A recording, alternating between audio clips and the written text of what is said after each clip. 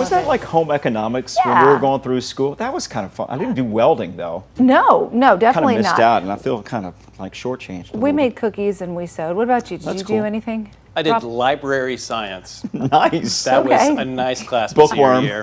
I actually did the weather. High school. Did you? Morning news, yeah. There you go. And look what you've become today. Yeah, how about that, right? Yeah. What we're seeing right now, we are tracking quite a bit of showers now just developing in the last 30, 45 minutes. Overcast skies, low 70s, and it's muggy. And that's really been the case all work week. And you'll notice on our Decatur sky cam, you can see some of that heavier rain kind of off into the distance. That just developed about 45 minutes ago. And we are seeing some storms off to our north, closer to Fayetteville. This is all slowly moving to the southeast, around 15 to 20 miles per hour.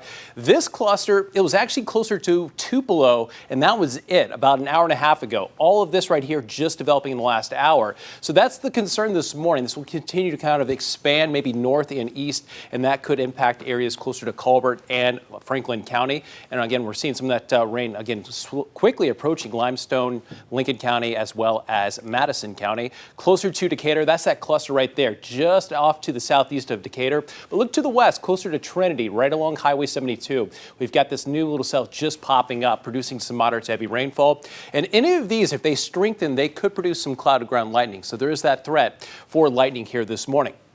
Hour by hour rain chances, as you would expect in the early to middle parts of June. They're going to peak right around 3, 4, 5 o'clock, dropping off some here into the evening hours as we lose the heat of the day, but still the chance for some showers and storms even through the overnight hours. By tomorrow, rain chances closer to about 20 to 30% for your Saturday afternoon. Highs closer to about 90. So when you combine 90 with the humidity, it's going to feel more like 102. That's the heat index. So yeah, we're going to trade the showers and storms for just some uncomfortable conditions in the afternoon hours, and really concerned about some of these afternoons where you could run into those issues with heat illness. So please find the way to stay cool, find the shade if you're spending time outdoors. Future radar and satellite, 7:30 here this morning. Doing a pretty good job with what we're seeing right now. So this is about an hour from now. You've got what's left of that line moving through Madison and Jackson County, and then you've got some of those showers and storms moving into Franklin and Colbert County. Again, this is all moving kind of east-southeast.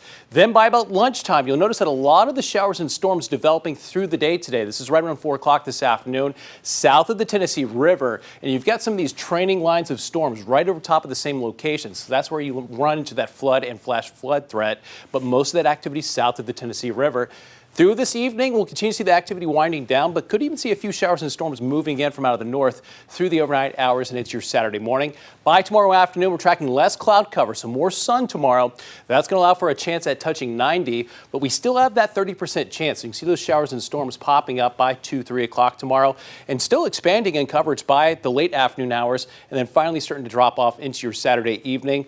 By Sunday, expecting only isolated showers and storms, so about a 10% chance for your Sunday. Still right around 90 for an afternoon high, 91 for your Monday and Tuesday. You'll notice Tuesday, that is the return of the trash pandas. They're back home at Toyota Field, and thankfully it will be drier next week. So as I've mentioned earlier, it's been great that they've been out of town this week because we would have had a lot of delays and likely postponed baseball games. Rainfall forecast through the next couple of days, all the way through Saturday evening, about 1/4 to 1/2 inch of rain. And you'll notice those higher totals just to the south and west. It's closer to 2 inches of rain where you see the purples on the map.